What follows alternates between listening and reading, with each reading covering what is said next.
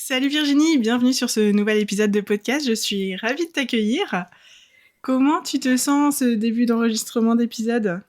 Ça va très bien, je suis assez excitée et un peu stressée aussi, mais impatiente. Donc c'est chouette, je suis contente. Merci de m'accueillir, Louise.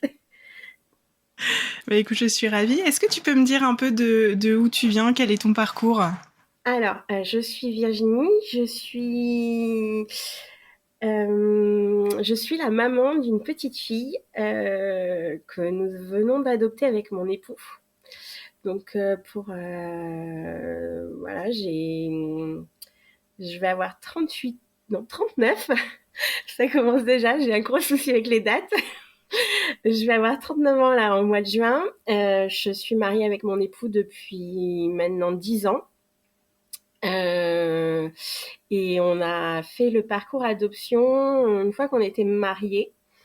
Et aujourd'hui, ben, on a une petite fille. Ça va faire un an, un an et un mois quand je regarde la date qui est avec nous.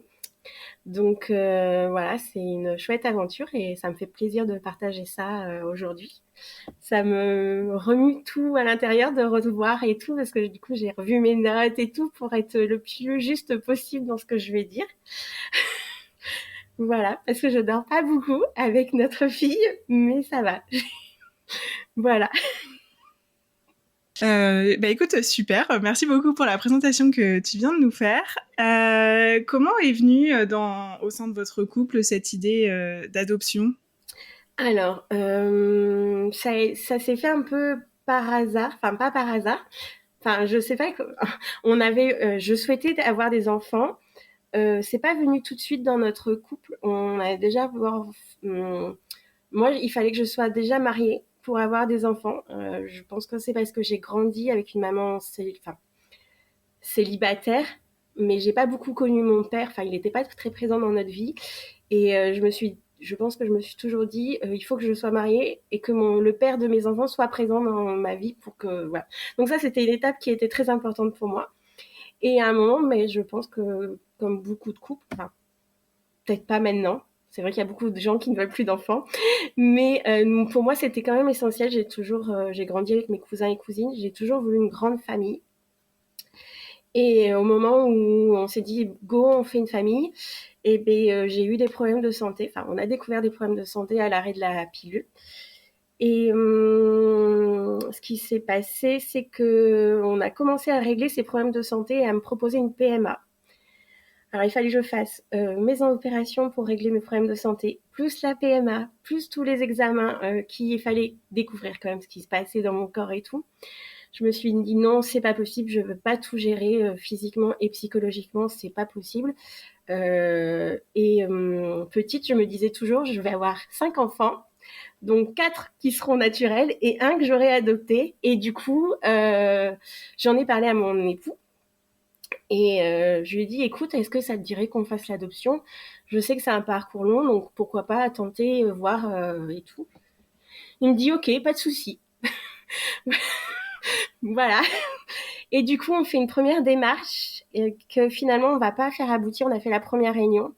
Et mon époux a dit, non, en fait, je me sens pas prêt. C'est un homme.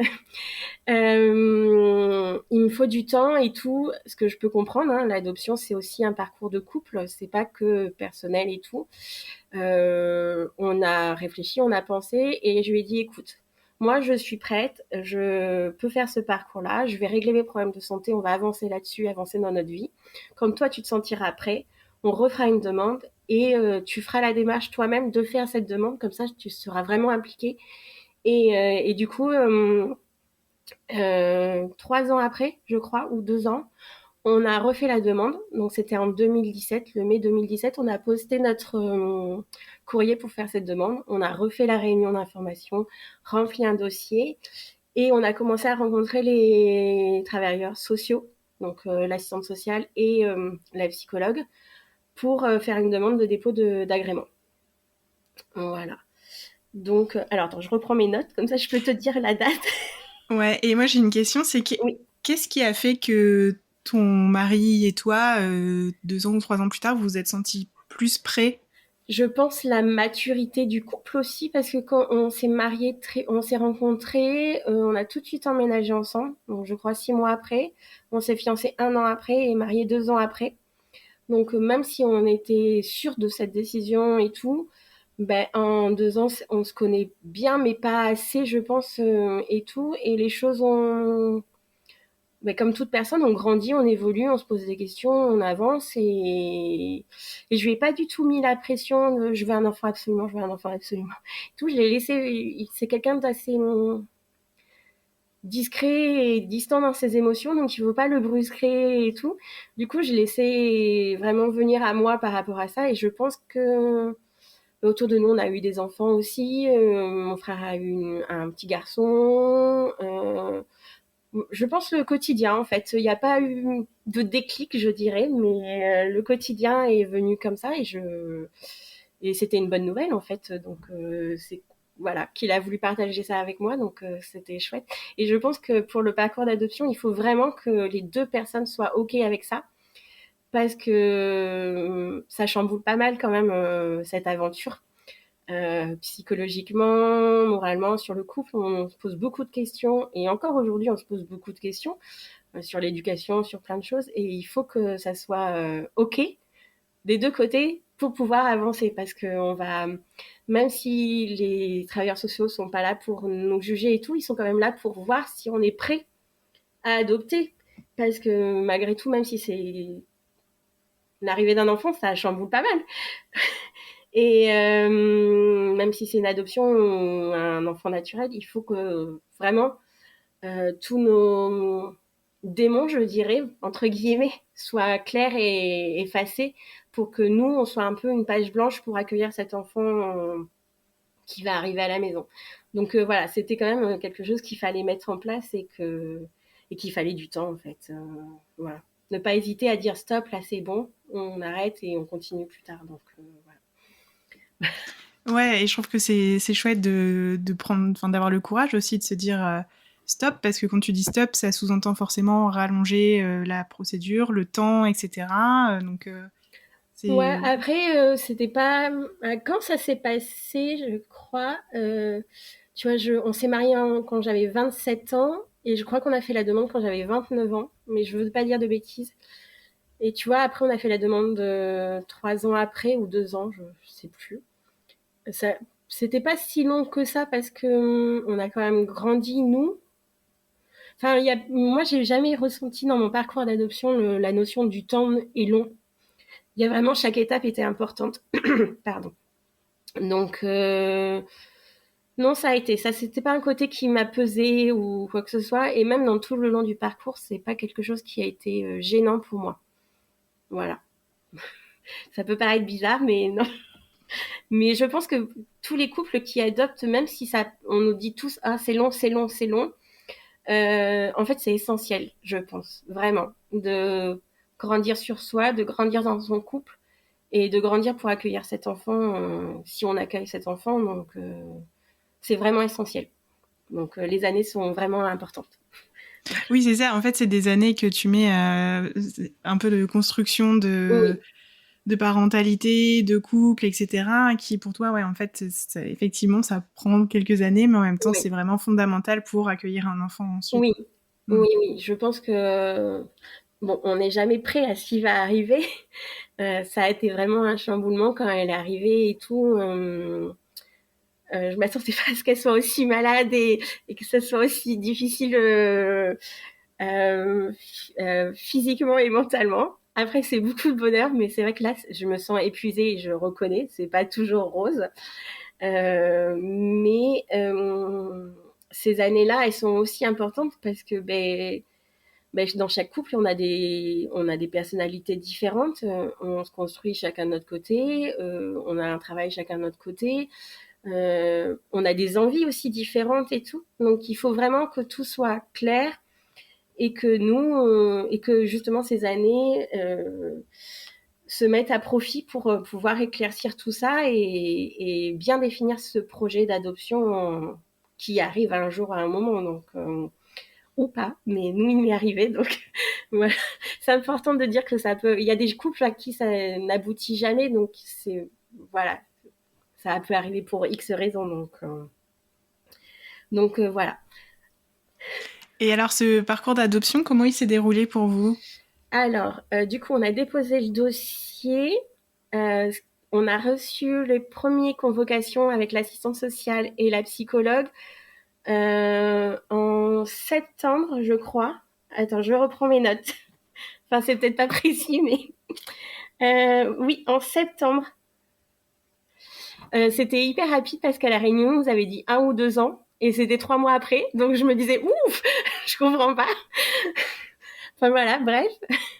Donc, c'était chouette. Et l'année suivante, on nous a présenté au conseil de famille qui nous ont accordé l'agrément, donc pour un enfant ou des jumeaux, parce qu'on avait demandé les deux.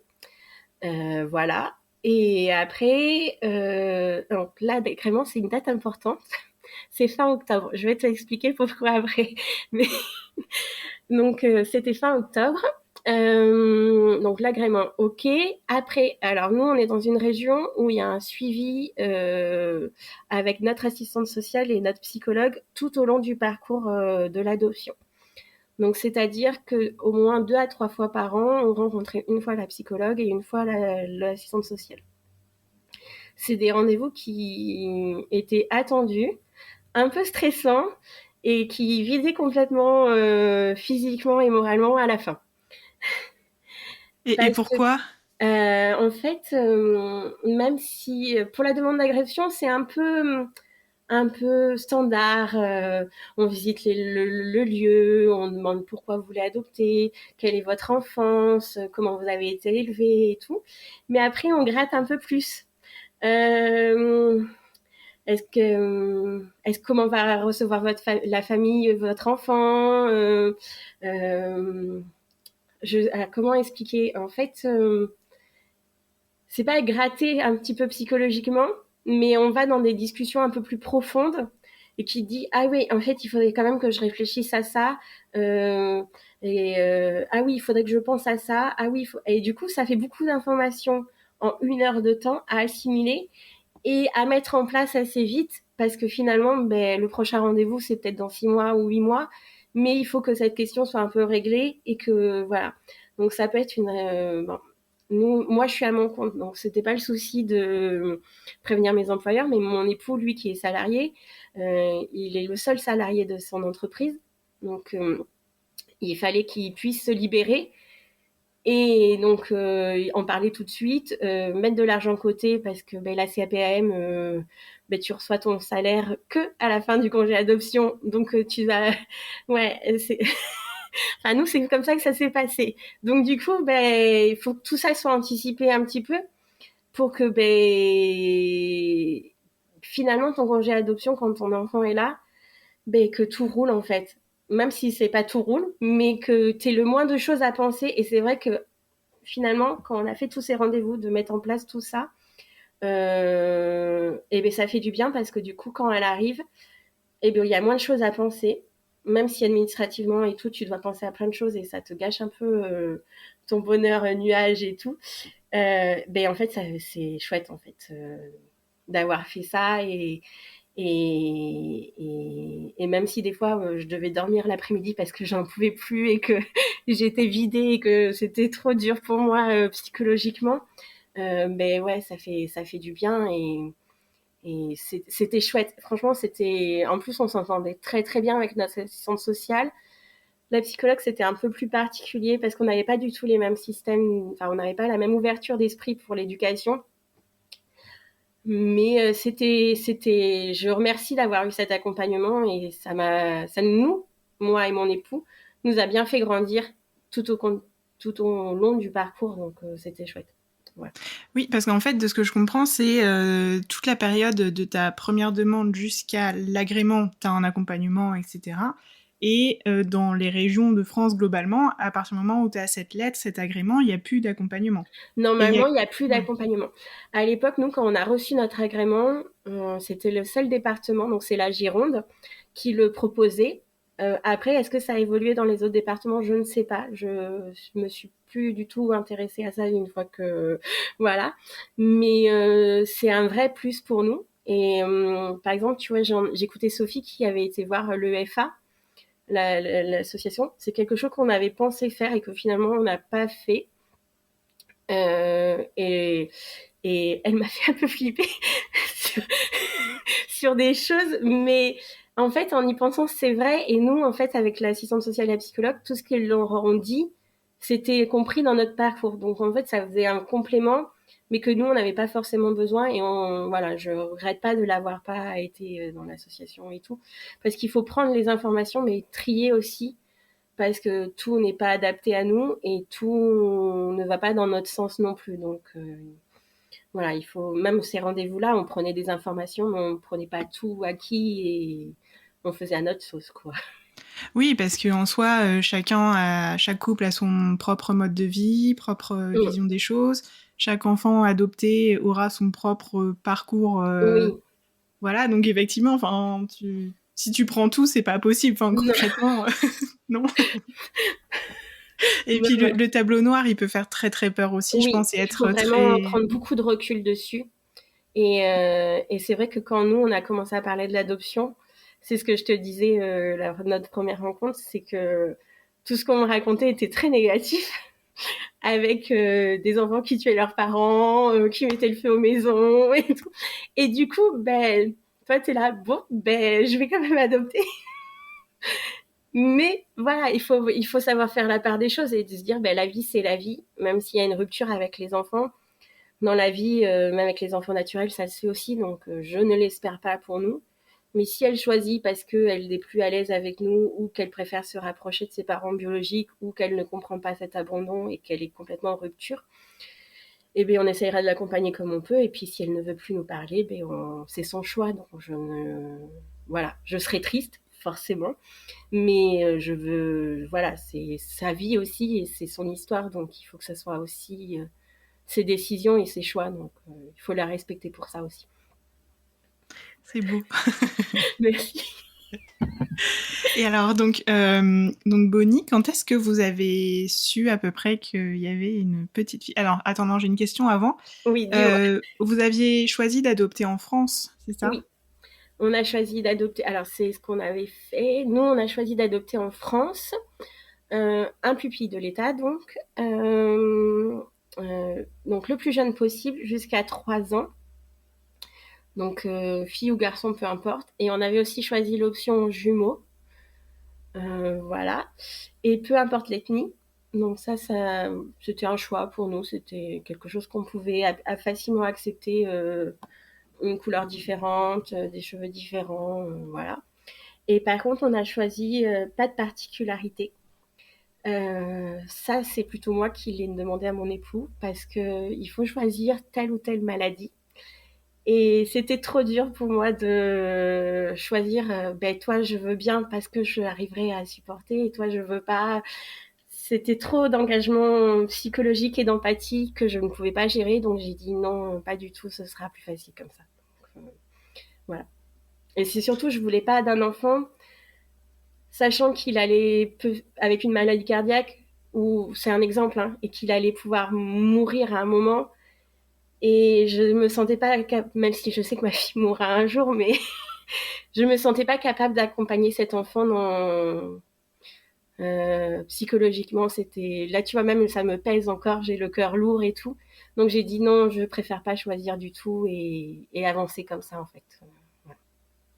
Ouais, ouais, je comprends. Et c'est sûr que, enfin, je pense qu'en tout cas, c'est hyper important d'oser c'est difficile, mais oser se dire ça et l'exprimer clairement, c'est un super, enfin, c'est un super geste aussi, parce que derrière, tu vois, si t'accueilles un enfant qui a une maladie, que toi, t'arrives pas à gérer, etc. Accepter, oui, c'est très difficile. C'est pour ça que on a l'impression de choisir une cible ou d'un catalogue tel ou tel enfant. Mais pas du tout, c'est que derrière, il faut qu'on puisse accueillir cet enfant au mieux. Et si ben, finalement la peau noire nous rebute et qu'on ne peut pas l'accepter, lui expliquer le racisme ou les choses comme ça, euh, ben en fait c'est quelque chose qui va peser et qui va lui appuyer dessus en tant qu'enfant et dire ben voilà tu m'aimes pas parce que j'ai la peau noire ou enfin c'est bateau c'est direct et tout mais il faut pouvoir ben, un enfant, il sait très bien ce qui te fait, la petite faille. Donc, appuyer dessus. Et si toi, déjà, tu peux pas gérer, parce qu'il y en a plein de petites failles quand même, il faut pouvoir vraiment assumer, c'est pas et puis pouvoir l'aider, en fait, l'accompagner au mieux dans ça. Donc, il faut vraiment choisir et être sûr de choisir si on veut qu'une fille, parce qu'on est capable de penser qu'on veut qu'une fille.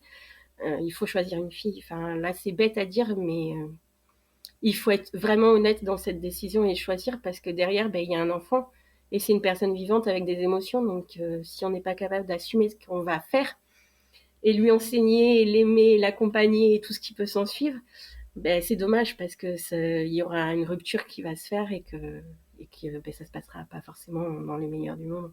Donc voilà, être honnête, bien choisir son catalogue dans ça peut être quand les gens qui n'adoptent pas, ça peut paraître bizarre, mais quand en tant que papa et maman d'adopter, c'est quelque chose qu'il faut vraiment être au clair là-dessus et en parler pour pas faire de concessions l'un et l'autre dessus.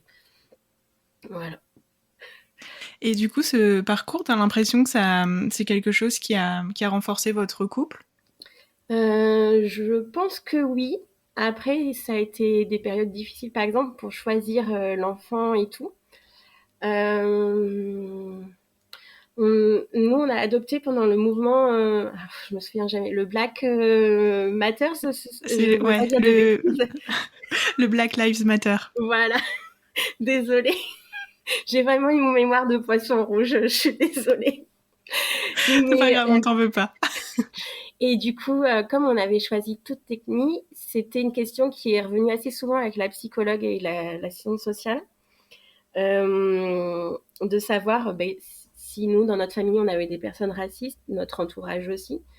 Donc ça s'est avéré que oui, on le savait et tout, mais on était au clair avec mon époux de savoir que s'il y avait quelque chose qui se passait par rapport à là, et bien il y aurait une rupture avec ces personnes-là parce qu'on mettrait notre fille en avant et surtout on essaierait de l'accompagner au mieux pour qu'elle subisse moins le racisme.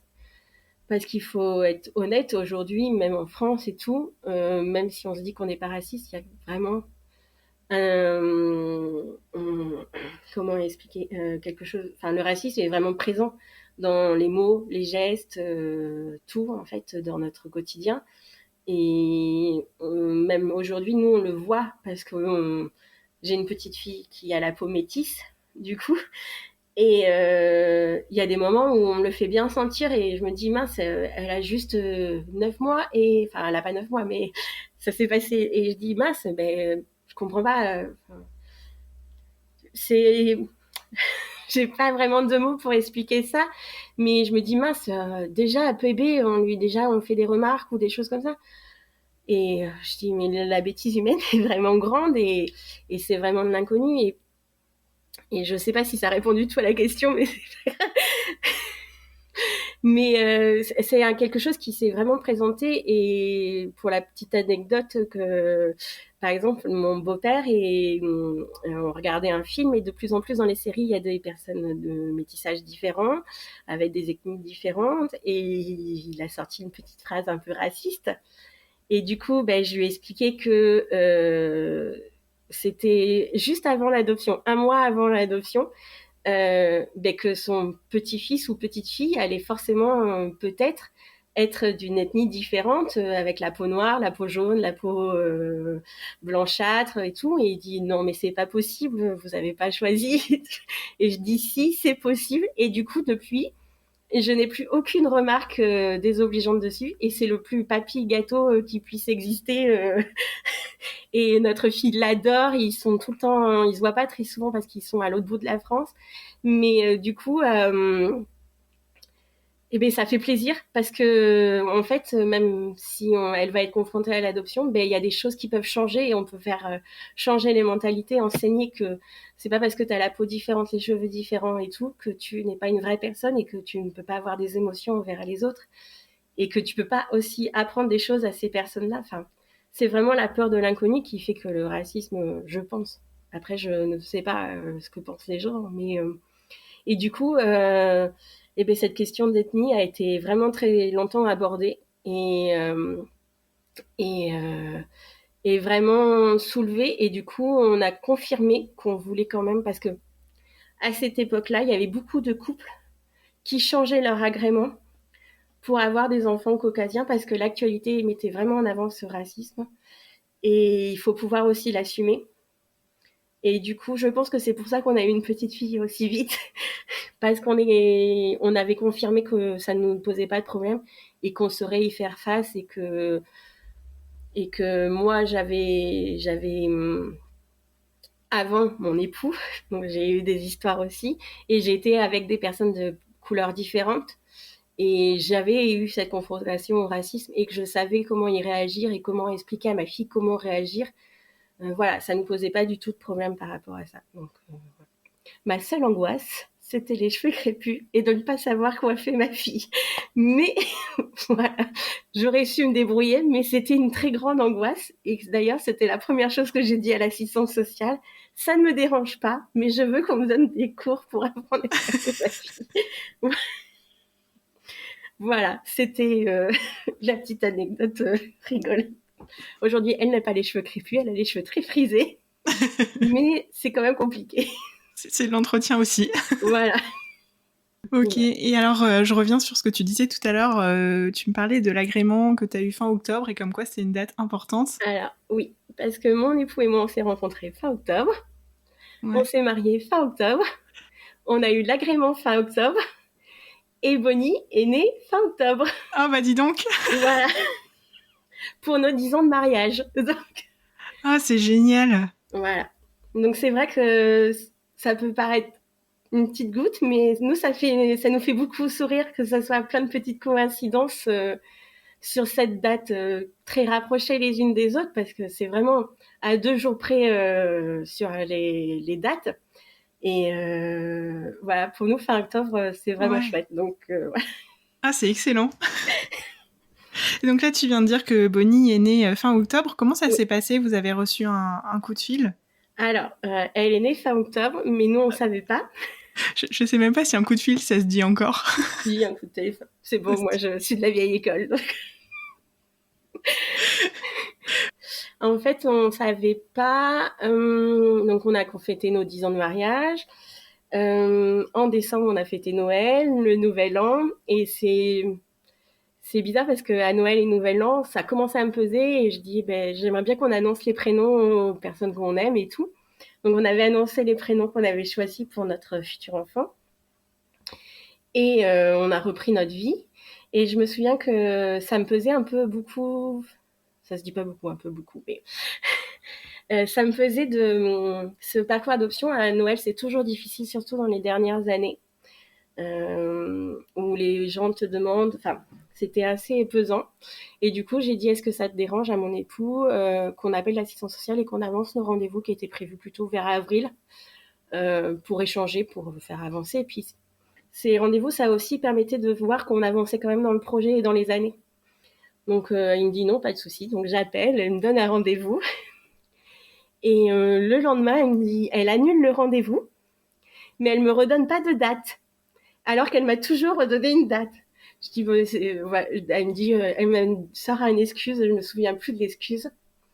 Enfin bref, c'est pas grave. Du coup, pas de rendez-vous. Je dis, bon, mais elle me dit, recontactez-moi plutôt en février. Voilà. Je dis, ok.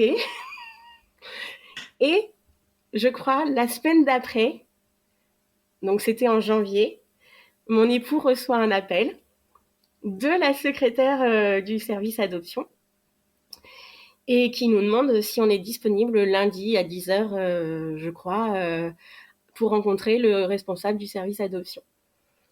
Donc voilà. Donc tu te doutes un peu, mais tu sais pas vraiment.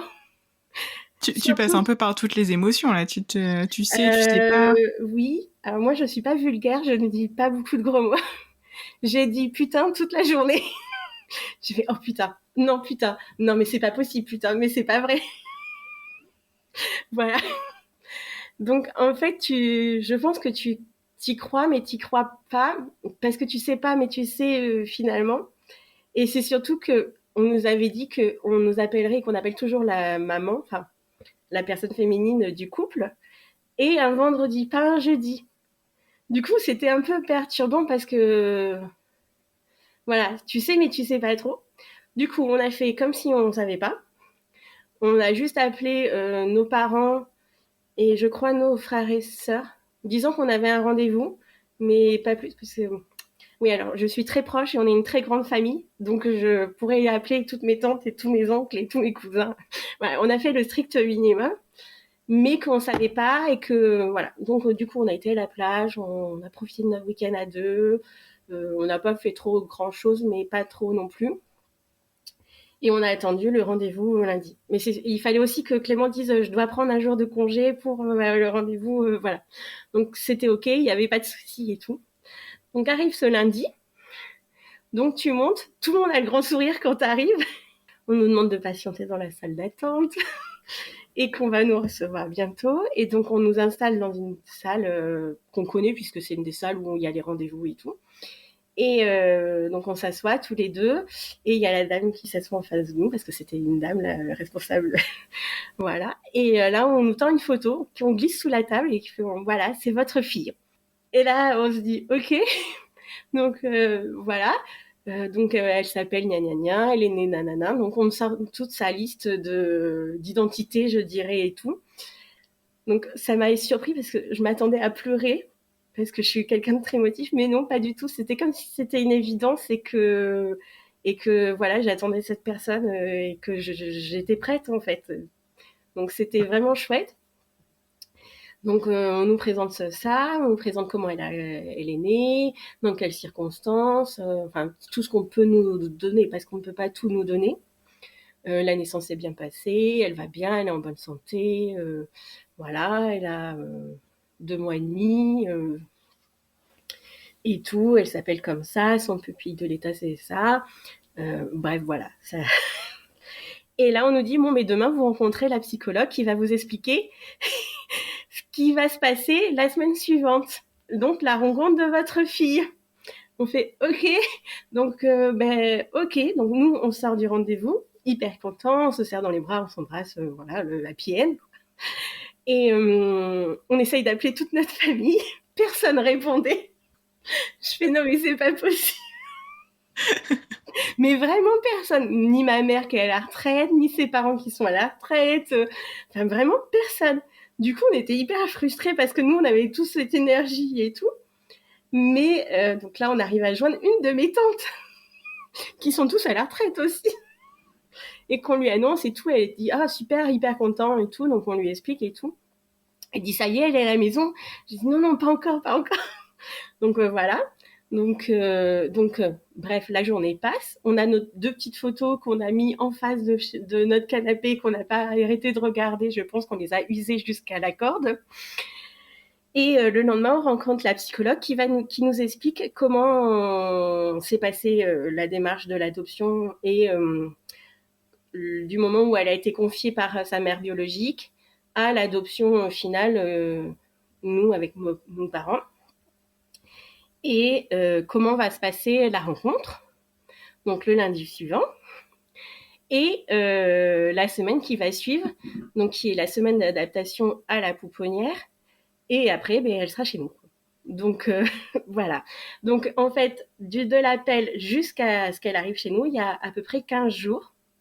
Et 15 jours pour réorganiser toute notre vie. Mais c'est ce que j'allais dire, 15 jours, ça va super vite. Vous aviez déjà la chambre? Alors, nous, les 2 premières années, on n'a pas fait ça. J'avais juste repeint les murs pour que ce soit propre, mais on n'avait pas installé quoi que ce soit et tout. Après, on a profité un peu des soldes, c'était l'avantage de l'adoption, pour acheter les gros meubles de périculture, le lit, la table à langer, la poussette, ce qui coûtait à peu près cher parce que voilà, on a essayé, on savait ce qu'on voulait, c'était un peu cher, enfin c'est cher, la périculture, c'est marketing, hein. Et du coup, on a profité des soldes pour acheter au fur et à mesure des petites choses, sans se mettre trop la pression. Mais voilà, on avait les choses basiques. On n'avait pas de vêtements parce que déjà on ne savait pas quel âge elle allait avoir. quelle taille elle faisait, enfin bref, voilà. Oui, puis vous saviez même pas si c'était une fille ou un garçon aussi, Oui, ou des jumeaux, ou des jumeaux, ouais. voilà. Ouais, il y Donc avait encore tellement de probabilités en fait que voilà, donc c'est vrai que j'avais juste fait des petits vêtements parce que je couds beaucoup, mais juste pour mon plaisir à moi. Des vêtements finalement que je n'ai pas pu mettre parce qu'ils n'étaient pas à la bonne saison ni à la bonne taille et que j'ai donné à d'autres personnes, voilà. Et j'avais, si je me souviens, 1 an après l'agrément, on a acheté un petit doudou. Voilà, mais c'était juste symbolique, plus pour marquer un anniversaire qu'autre chose. Et c'est un doudou qu'elle n'utilise pas du tout. Donc, mais voilà, bref, c'est pas grave du tout. Donc la chambre était à peu près prête. Il y avait juste des biberons, des couches, des vêtements. Le siège auto, on l'avait. Non, voilà, c'était juste des petits détails. Mais je pense que tu te prépares quand même. Et c'était des choses qu'on avait pris et qu'on savait qu'on pouvait revendre si toutefois on arrêtait le parcours d'adoption ou si ça n'aboutissait pas. Donc voilà, il n'y avait pas vraiment... Et c'était des meubles aussi qu'on pouvait réutiliser facilement s'il y avait toutefois un événement qui se passait aussi. Donc voilà. C'était pas, c'était prêt, mais sans être impliqué bébé. Voilà. Et c'est bon, c'est dans la maison, voilà. on est prêt, mais pas trop quand même, quoi. C'est bon. Voilà. Mais voilà, c'est surtout, enfin, on était prêt matériellement, on était prêt psychologiquement, mais on s'est toujours refusé d'imaginer quelqu'un ou une personne pour ne. Bah, de toute façon, on ne sait pas, parce que tu sais pas ce que tu vas, ce que tu vas, non, qui tu vas rencontrer. Mais donc voilà, c'est pas, enfin, c'était prêt, mais c'était pas prêt. Enfin, voilà. Bref, ça veut rien dire, mais c'est, moi, je me comprends. Voilà. Et du coup, quand on nous l'a annoncé, le mardi, c'est surtout professionnellement, qu'est-ce qu'on allait faire. Moi, j'étais dans une grosse période solde parce que je vends des produits que je fabrique. Et du coup, ben, j'ai dû prévenir tous mes clients pros, préparer. Ils ont tous fait commande avant que je parte en congé adoption. Mon époux, lui, il est juriste, donc il doit gérer toutes les affaires, reporter toutes les affaires, mettre son congé adoption. Tout ça en 4 jours, parce que le lundi démarrait le congé adoption. Donc voilà. Donc même si c'est quelque chose qu'on parlait ouvertement. Moi, sur mon compte pro Instagram, c'est quelque chose que j'évoquais. J'évoquais les rendez-vous, voilà. Ça fait partie de moi. Et mon époux, lui, en a tout le temps parlé aussi, et ses patrons le savaient et tout. Donc, et l'assistante sociale aussi nous avait demandé de leur préparer. Voilà, ça allait passer comme ça. Donc, il faudra qu'en 4 jours, le congé soit posé et tout. Ça, c'était OK. Il fallait juste qu'on mette en ordre les points, les agencements, logistique et tout, pour que voilà. Ça a été hard. C'est pas beaucoup de jours, mais c'est beaucoup quand Ouais, même. moi, je pense que je commençais à 5 heures et je finissais à 23 heures. Enfin, voilà, et du coup, on n'avait pas le temps de penser à ce qui allait se passer, parce que c'est vrai que ton cerveau, même si tu y penses, mais en fait, tu as autre chose à gérer entre temps. C'est bête à dire, mais c'est pas quelqu'un que tu as encore vraiment rencontré, qui est pas vraiment encore là dans ta vie. Avant, il faut que tu fasses tout cleaner pour que tu sois tout OK quand elle arrive. Donc voilà. Donc là, on a mis tout en place. On a réussi à prévenir tout le monde autour de la famille. On a envoyé des photos à tout le monde. Et donc le lundi arrive où on la rencontre. Donc c'est 15 heures, juste après sa petite sieste de l'après-midi. Et on fait la rencontre avec notre psychologue qui nous a suivis pendant tout le long du parcours. Et la psychologue qui suit notre fille dans son parcours d'adoption aussi. Et qui nous demande comment ça va, si on était impatient, stressé et tout. Et je dis, ben, je suis hyper sereine et j'attends. Voilà. Mais elle me dit, ah, c'est bizarre, d'habitude les gens sont stressés, paniqués et tout, mais vous êtes serein. Et je dis, ben oui, comme si c'était une évidence, j'attends en fait. Voilà, et c'est vrai que ben, j'avais rien à dire. On me posait des questions et j'avais rien à dire. J'ai dit, mais non, tout est ok, cool, enfin, allons-y quoi. Donc voilà, on nous amène devant la salle où on va passer la semaine. Et notre fille est dans son lit avec sa référente. Cette rencontre durera qu'une demi-heure. Parce qu'elle est riche en émotions, épuisante psychologiquement, et c'est une rencontre comme si on rencontrait un inconnu, voilà. Donc on nous la présente, elle est dans son petit lit, dans son petit berceau, tout apprêté et tout, toute mignonne. Et là, elle se met à parler, sans s'arrêter. On n'a pas pu en placer une. Comme si elle nous racontait tout ce qui s'était passé avant, en fait, et qu'elle nous attendait et que voilà, et au bout d'une demi-heure, on voyait qu'elle commençait à s'épuiser. Sa référente nous dit, bon, mais voilà, le rendez-vous va s'arrêter là. Elle avait faim, donc, enfin bref, voilà. Et à demain. Voilà. Donc, je me souviens pas trop de cette journée. Je me souviens juste qu'elle a beaucoup parlé, que c'était très intense et que même si ça paraissait court, c'était quand même bien à entendre parce que c'était vraiment chouette et que demain allait être un nouveau jour et que ça allait être vraiment la vraie vie à trois, quoi. Donc voilà. Et donc là, toute la semaine, après, il y a tout ce qui est apprentissage des soins, ce qu'elle met, ce qu'elle... voilà. On échange, on la prend dans nos bras la première fois, on lui donne le bain, le biberon, enfin les petites choses et tout. Et après, donc, est-ce que tu veux des précisions sur les jours ou pas, Louise? Tu me partages ce que tu as envie de me partager. Enfin, moi, en tout cas, je suis là et je me dis, waouh, ça doit être une claque en émotion aussi, tu vois, c'est cette Oui, semaine. En plus, ça va crescendo, ce que tu me disais, tu oui, passes une demi-heure, après un peu plus de temps, oui. etc. Alors, il me semble que... Alors là, j'ai noté aussi. C'est Parce très que, important de noter. en fait, non, c'est important parce que je me dis qu'un jour, comme c'est quelque chose qu'on lui parle même aujourd'hui au quotidien, pas tous les jours, quand on tombe sur l'album ou quoi que ce soit, je pense que c'est quand même important parce que ça fait partie de notre histoire, de son histoire. Et, et comme j'ai une mémoire de poisson rouge, je note tout. Donc voilà. Donc je peux te dire exactement ce qu'on a fait pendant la V- semaine. Vas-y, on t'écoute. Alors, du coup, donc le mardi. Donc le mardi, on lui l'apprend. Alors attends, je lis. Désolée. Vas-y, vas-y. Donc le mardi, on la rencontre 2 heures. Enfin, et du coup, on fait le biberon.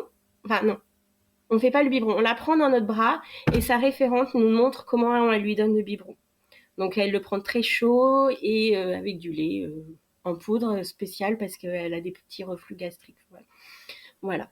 Et je crois que je lui change la couche, mais je ne suis pas sûre. Je veux pas dire de bêtises. Voilà.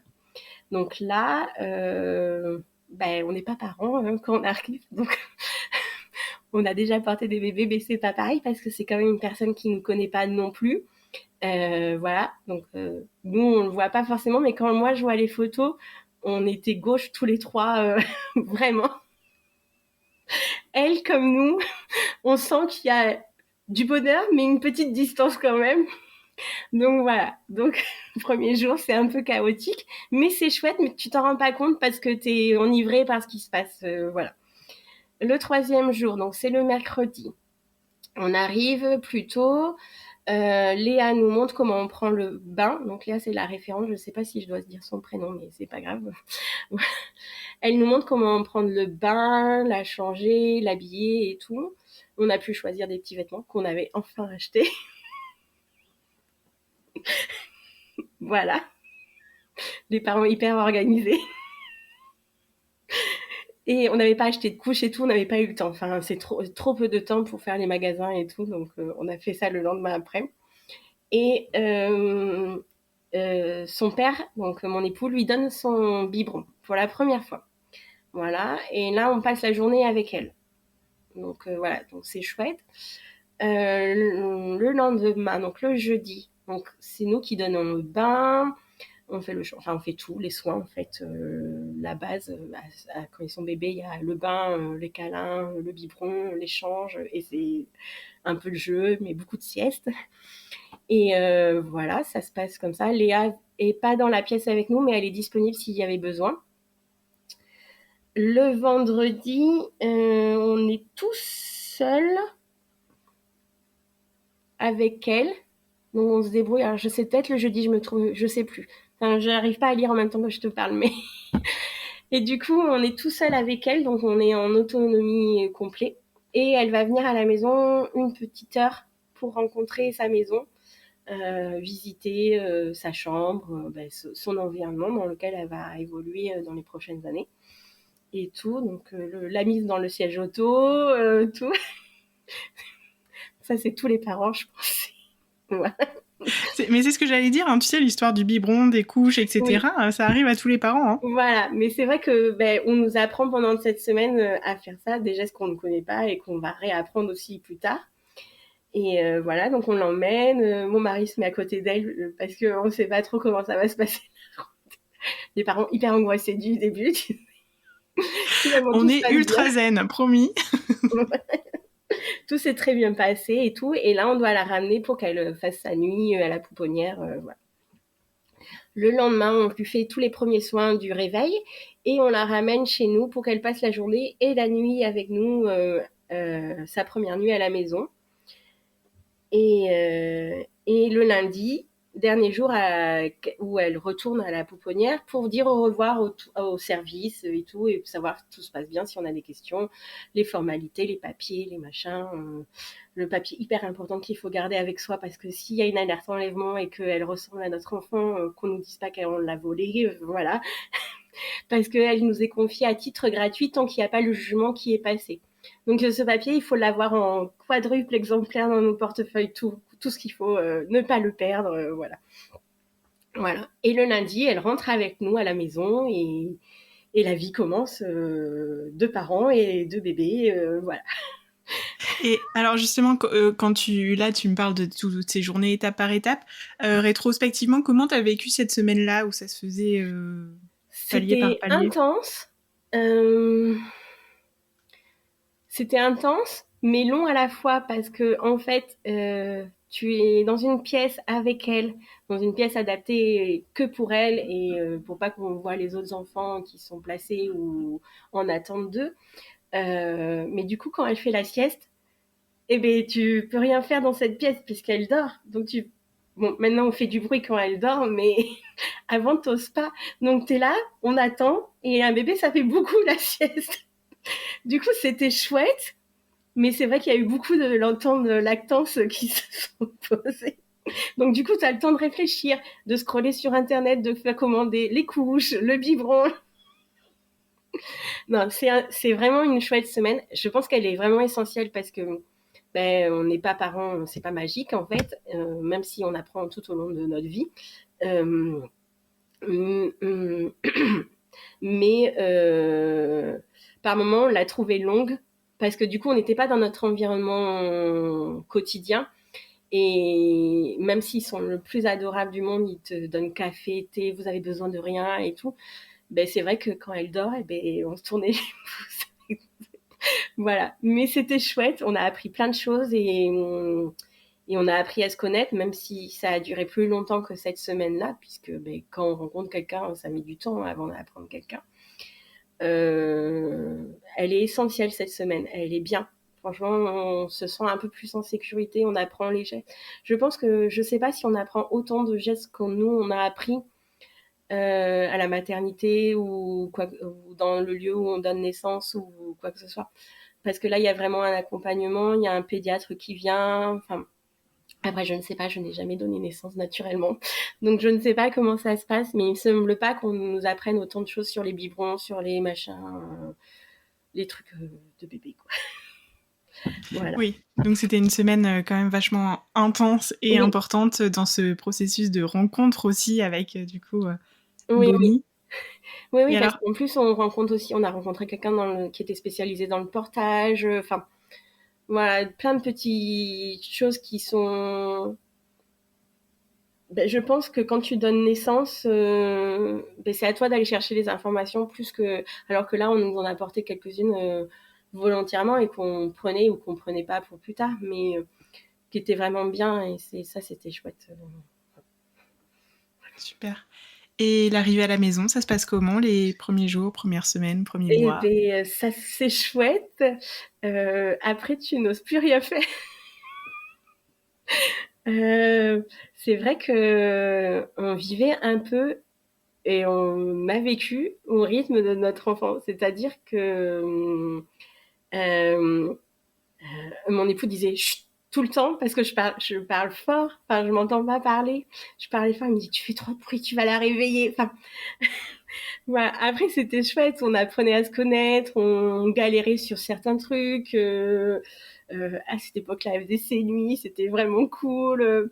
On la couchait tôt, elle se réveillait enfin, elle se réveille toujours à 6 heures, mais ouais, elle faisait 6 heures, c'était vraiment chouette. Et tout. Enfin, non, c'était vraiment bien. Après, on était vraiment dans notre bulle, je pense, comme on était tous les trois. Après, ce qui est bien avec le congé d'adoption, c'est que on peut se partager. Alors, moi, je suis auto-entrepreneur et lui, il est salarié, comme je disais. Et du coup, je crois qu'on a des. Alors, je me souviens plus trop. Mais du coup, lui, il a eu 2 mois et moi, j'ai eu 3 mois de congé d'adoption. Je pense que c'est parce qu'on peut partager un certain nombre de semaines. Mais je veux pas dire de bêtises, donc à regarder si vous avez besoin d'informations sur le compte Amélie. Mais du coup, bah, c'était chouette parce qu'on était vraiment dans notre bulle. Et c'est là par rapport à Sophie où ça m'a fait un peu flipper. Parce que nous, bah, tout le monde est venu nous voir. Ma mère, elle avait Ah oui, c'est quand Sophie explique que on leur a conseillé de pas trop de présenter pas trop voir. les Après etc. nous, ben, ma maman s'est retrouvée à avoir un rendez-vous chez l'ophtalmo juste dans la ville où nous on habite parce qu'elle habite pas dans la ville où la semaine où elle est arrivée à la maison. On n'allait pas lui dire ben non, ne viens pas. Surtout que c'était moi qui devais l'emmener chez l'ophtalmo. Enfin, parce que la ville, c'est une personne un peu plus mature, elle connaît, elle aime pas trop y aller toute seule, même si elle se débrouille, mais voilà. Et donc du coup, ben je crois que elle est rentrée avec nous lundi, le mercredi, ma mère était là à venir voir sa petite fille. Donc voilà, bon, bref, et tout. Et du coup, comme les parents de Clément habitent l'autre bout de la France aussi, on en a profité aussi de ce congé d'adoption pour aller les voir parce qu'ils se déplacent pas et présenter leur petite fille aussi, voilà. Donc voilà. Et après, on a vu nos frères, nos sœurs, mais pas les cousins et tout. On a attendu un petit peu plus longtemps pour ça. Voilà. Donc voilà. Merci Sophie de Hmm. m'avoir fait culpabiliser. Sophie? Non, mais si tu veux, je peux te donner un contre-exemple de ce que mes parents m'ont raconté de moi. Donc moi, je suis née en Pologne, donc ils sont venus me Oui. chercher en Pologne. Dans mes souvenirs, alors papa et maman, si vous m'écoutez, que je me trompe, je suis navrée, mais c'est ce que j'ai en tête. Ils ont traversé du coup en voiture pour rentrer en France, Ah ouais. la Pologne, l'Allemagne, nanana, et je me demande s'ils ne sont pas arrêtés directement chez mes grands-parents avec moi dans les bras sur la route, tu vois. Et comme mon frère, presque tous les soirs, il y avait des amis de mes parents à la maison, quoi. C'était un défilé et je vais bien. Donc voilà. Non, je pense pas que ça l'ait traumatisée. Voilà. Après, elle était pas encore hyper à l'aise avec nous. Il y avait pas vraiment. Enfin, le lien était pas réellement. Je pense qu'il est présent maintenant où je te parle, sur de peut-être un mois ou ça. Après, il y avait toujours, même si elle avait confiance en nous et tout, parce que là, enfin, en fait, suite à l'adoption, tu as l'assistante sociale qui vient te visiter à la maison pour voir si tout se passe bien. Et disait qu'elle avait extrêmement confiance en nous parce qu'elle pouvait jouer sans qu'on soit à côté et qu'elle nous regardait quand même de temps en temps savoir si on était là. Mais aujourd'hui, je pense qu'il y a vraiment un lien d'attachement, comme peut avoir une maman et son enfant ou un papa et son enfant, et que moi j'ai remarqué qui est grandissant et qui est bien présent et bien ancré dans notre famille. Et je pense qu'il a fallu quand même 1 an pour que ça soit vraiment ancré, qu'on se connaisse, qu'on puisse avoir confiance tous les trois ensemble et tout. Ben, ça se construit en fait. Et ça peut paraître long, mais moi je l'ai ressenti que maintenant. Enfin, même si c'est, je, je n'ai pas dit que je n'aimais pas ma fille, mais c'est une personne que je n'ai pas portée pendant 9 mois, même si je l'ai désirée et tout. C'est quelqu'un qu'on m'a proposée, qu'on m'a présentée comme étant ma fille. Et c'est quand même quelqu'un que je ne connaissais pas, que je connaissais pas ses antécédents, son histoire, même si je sais des briques et tout. C'est important de dire que l'adoption, c'est quand même quelqu'un d'inconnu qu'on va vous dire, ben voilà, c'est votre fille, aimez-la, et choyez-la et tout. Mais ça s'apprend en fait. Tout n'est pas acquis et ça peut prendre 1 an, 3 ans, 6 ans. Il faut du temps à ce que ça se fasse en fait. Et il y aura des choses qui seront remises en question puisqu'à un moment, elle va se poser des questions existentielles sur son appartenance, sa couleur de peau, sur plein de choses. Et tant mieux parce que nous, ça va nous faire grandir, on va apprendre des choses. Mais voilà, c'est long. Je sais, ça me pèse là de dire ça, mais il faut du temps, vraiment. Les choses se font avec le temps et avec patience. Oui, et puis tu le dis aujourd'hui, le lien est là, quoi, donc Oui. c'est chouette. Oui, que là maintenant, tu vois, aujourd'hui, elle a la crèche et on a une petite application, on sait ce qu'ils font en temps et en heure. Et elle me manque en fait. J'aime bien quand elle est là, quand je la regarde sourire, faire des bêtises et tout. C'est chouette en fait. Quand elle dit quand elle m'appelle ou qu'elle me suit aux toilettes parce qu'on n'a plus d'intimité.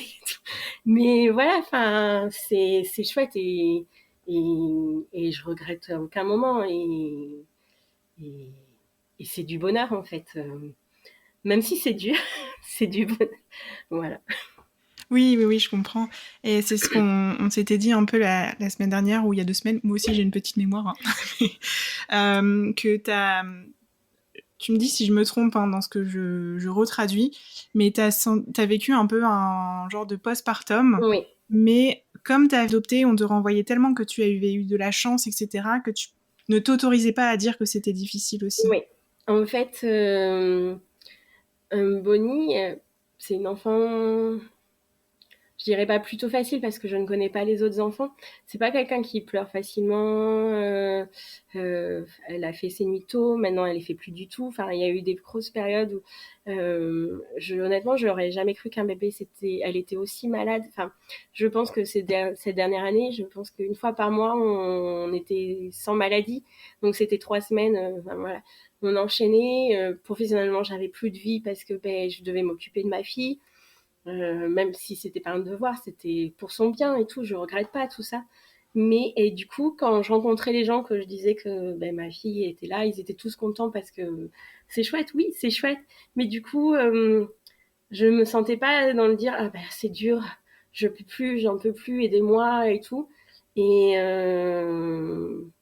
même avec ma famille qui était proche, je n'arrivais pas à dire ces phrases, peut-être par pression ou quoi que ce soit, parce qu'à chaque fois on me disait ah c'est vraiment chouette, votre projet a abouti, vous avez vraiment beaucoup de chance, oh là là qu'est-ce qu'elle est belle et tout, et là t'étais là oui merci c'est gentil, mais oh, c'est dur, non je peux pas le dire, et du coup c'était encore plus épuisant parce que on s'est senti un peu seul au monde avec mon époux.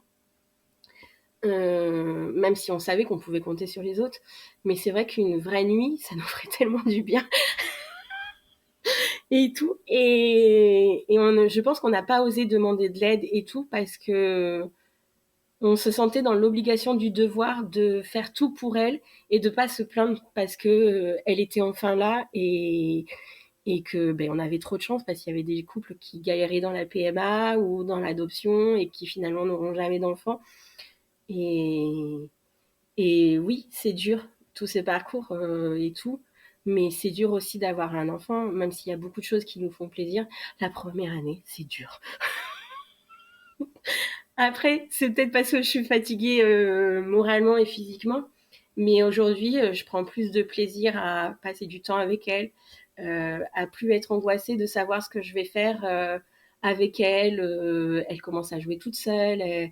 C'est plus agréable, je dois dire, et je me permets plus de dire, là, non, j'en peux plus, est-ce que quelqu'un peut venir m'aider ou il y a des week-ends où chacun de notre tour, on dort toute la journée et l'autre s'occupe de notre fille. Enfin, voilà, on a trouvé un rythme, je pense, voilà. Mais c'est vrai que c'est quelque chose qu'on ne s'autorise pas forcément parce que, ah, vous êtes chanceux. Donc voilà, mais laissez-nous tranquilles, quoi. Ok. Non, mais je pense que c'est dur. Après, je n'ai pas de retour d'autres parents qui ont adopté s'ils ont senti la même sensation. J'avais échangé avec d'autres personnes qui avaient réussi le parcours d'adoption et tout. Mais je ne sais pas si c'est juste nous ou mais il y a vraiment cette pression. Ben, vous avez eu la chance qu'on vous donne quelqu'un, donc comment dire, vous plaignez pas. Enfin, voilà, bref, voilà. Donc ça, Oui, c'est c'était un peu, bon, assume un peu ton choix aussi, voilà, quoi. c'est Tu ça, l'as c'était le mot voulu, que je ben cherchais. maintenant, t'y vas à fond, quoi. C'est ça, tu. Donc alors que non, c'est un enfant, c'est un bébé, et je pense qu'il y a à tout moment il y a quelqu'un, une maman biologique ou pas.